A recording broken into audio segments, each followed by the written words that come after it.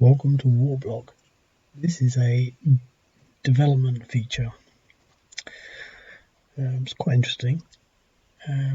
Just one part of lots of things that I hope to do, but it's an extension of something or other. Basically, blowing bridges up with airstrikes and things like that. So I think you can. The thing is, I lose track of what you can and can't. I've been meaning to do something like this for a long time because the bridges are always sort of quite significant. But I was reading this thing here, the Yemeni archive. And it's sort of like a thing. Well, I think if you start off with this, I was reading this. Said Saudi-led coalition systematically targeted bridges. Data suggests that Saudi Arabia and its allies have targeted civilian infrastructure in Yemen, according to an initiative that documents human rights violations under international law, such attacks amount to war crimes.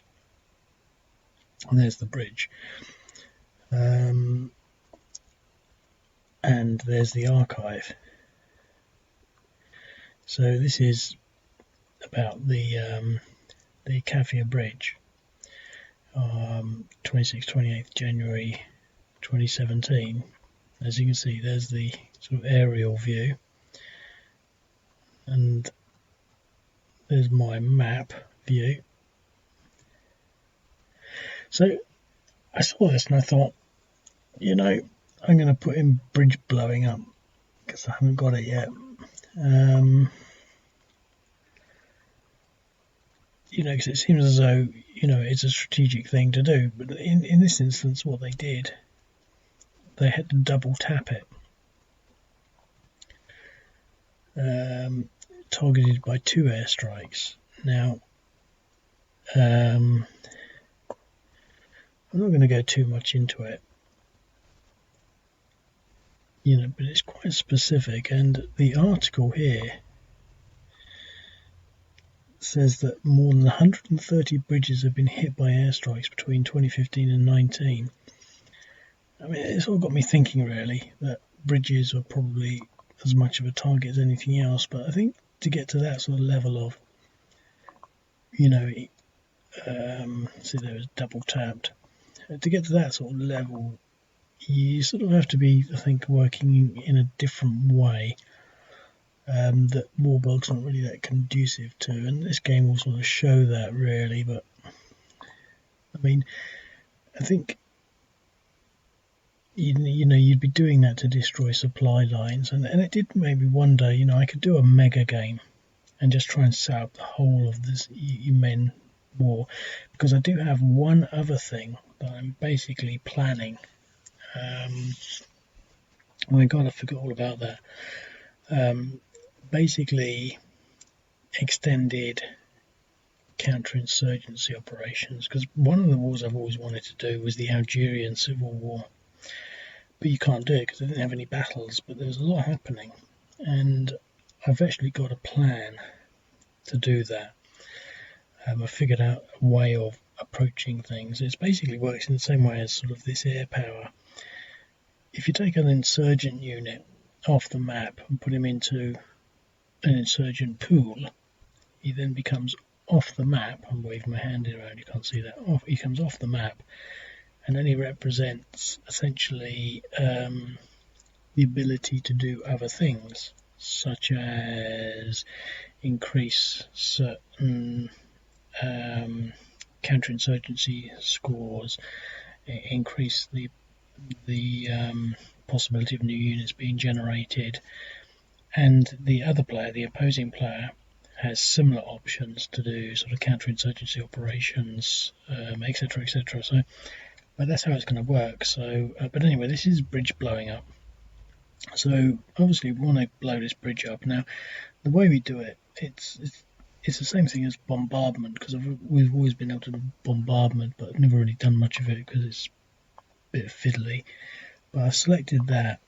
You can't see any difference because what it does, it removes all the enemy units. For example, if there was an enemy unit there, if I put this on top of that, it would select the enemy unit. So I've got to select the I've got to go into bombardment mode to remove all the enemy units, but because there's none here you can't see that. But anyway, then I'll move it on to either this hex or this hex, it doesn't matter. And if there were more than one bridge, I get a choice, but there's only one. Now, the odds are not that great, but I've left them like that because I don't want to make it too easy. I don't want to sort of have, one airstrike. But if you've got a strategic bomber, if you've got a bomber, I'm pretty sure they'll do it straight out. And if you've got a helicopter, you're going to have a really tough time. Drones are sort of okay. But we'll see how long it takes. See, the bridge wasn't destroyed. So now, historically, I think maybe they would probably be a bit more accurate because they're using smart bombs. And I have actually considered putting something in to designate smart and dumb. But I haven't really got that far yet. And as far as the game is concerned, I think, it's sufficient. So we missed blowing the bridge up. It took me 5 turns last when I practiced. I would like it to be sooner, but I get a feeling that the spread will be stupid if I made it more than it is. The Houthis haven't got anything, so there's their first supply thing. So again, when we select this, that Houthi unit should disappear because we might want to bombard that area. We move it onto here and try again. Bridge not destroyed.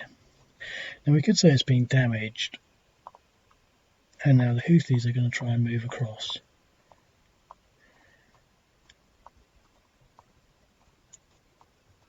Nope. Okay, so the Saudis are going to try again.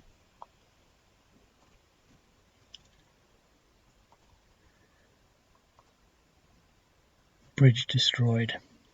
Now, when you notice the bridge is destroyed, the road network destroyed is all gone as well. So that's it. It's now the Houthis' turn. So obviously they can't get across the bridge. Oh, let's go that way or not. So it's quite interesting, really. And I think, I do like to sort of try and get these sorts of simulations in there because, it's all part and parcel of what's going on. I'm not going to do any more turns, but the thing is, obviously what you can see now is that they're going to have to go around, and if you look on the thing, you can actually see that quite nicely. So there's the bridge blown up, and there's their new thing crossing the river just there, and presumably they can go back onto the road up there or something, I don't know. But when the rains come, this becomes uncrossable. And so, that's what we've got going on there. It's,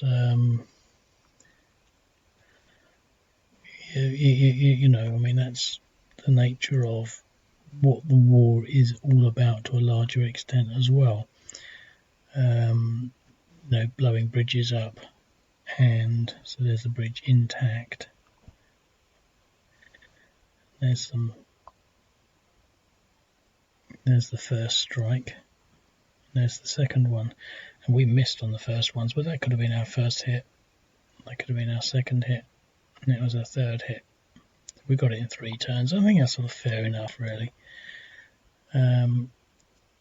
Looks like they're trying to rebuild it there. That might be the construction of it in the first place. But as I said, this is an interesting site, the Yemeni archive. I might have to have a further look into that, but that's it really. I mean, that's what it is. And I think on other games it will be more interesting. The one game that I practiced on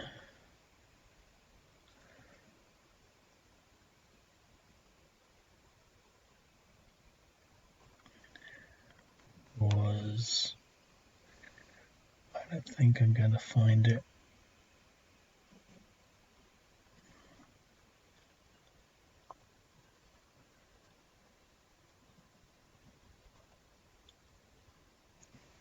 that wasn't difficult. I practiced on this, but you can't practice really because there is no aircraft involved. So I put in a load of aircraft and then I removed them. But they do have artillery, and artillery can do it, or if they do, yeah, so you've got some artillery. So they'll be able to do it, but it's difficult. So you've got some artillery there, and they've got some artillery. I'm sure they've got 2 lots of artillery, so it's an interesting game. But the thing is, there are tons and tons of bridges, but at the same time, not all of them are significant because you can cross these streams in places. So even if we blew that up, we can get there and we can move across there. We just finish our turn. But here, it'd be quite significant. Although this is always an interesting one. I should really put some marsh down here. It's all marshy, but that's actually how it is. So presumably this is all marsh. But I think there's so many bridges on here. You know, you'd have a field day with air power, but unfortunately they don't have much to do it with. Another side effect of this is that, unfortunately, a lot of games now will become slightly unbalanced if you apply that sort of that process. I mean, I don't know whether they've got any air power, but you know, if they do have air power and they blow up these bridges, they won't be able to cross, they won't be able to play. So wherever there's air power, I'm going to have to now start adding engineers so that you can then start to counteract that, etc., etc. So that's pretty much it really, but I've got other plans for some development, more in this sort of counterinsurgency type thing, and I am thinking of, it's not an expansion, it's not a change of strategy or direction or anything, but I am thinking of maybe trying to do some broader scale projects, and there's 2 reasons that I've sort of considered that. The first is I want to get the sort of scenario together that where you would be playing, say, maybe a longer term scenario where supply was a consideration, and then maybe blowing bridges up. And that's another thing, strategic bombers I think will be able to blow roads up. I'm not sure whether that will work, but you know, I think that, you know, that's another idea I had anyway. So but I want to be able to do sort of things where, you know, the consideration of supply is to some extent maybe more important, but also the integration of the coin operations that I was saying. But the second part of it is bigger maps, because I've been working on a laptop for years, and I always work on a laptop, and I'm not going to change really, but I do have a couple of external screens, and one of them is massive, you know, but it's not really massive, I guess, for a lot of people. I mean, it's only like a 28-inch screen. I mean, I know people have got even bigger ones, but I was thinking of actually producing some games, because the thing is, they've all got to fit on my laptop. I don't like games where you have to scroll left and right, but I'm thinking, because I could do it, I could just write the code and I could just propagate a map that was twice this width, you know, twice the depth. So that one behind on all of those. I hate getting behind. For example, this one, you know, it's quite big, and I don't like having to scroll up and down. It really annoys me. But I think that if I actually just went for it, I could say, okay, I'm going to do a big one, and it would be scrolling up and down maybe that much, you know, so doubling its height, but also doubling its width, and then producing maybe something that has a broader scale and a more strategic, maybe more, I don't want to say operational, but where there is scale for considering broader campaign level type developments.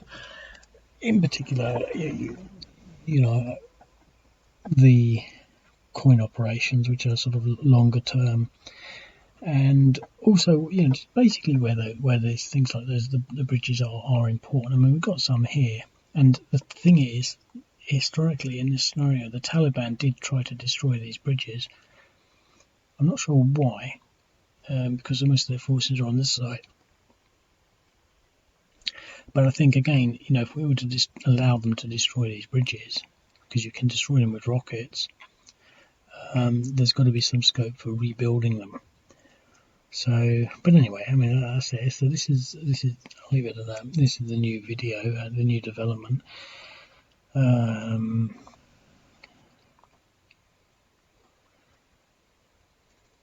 Hopefully that will make sense, and I'll speak to you later. Cheerio.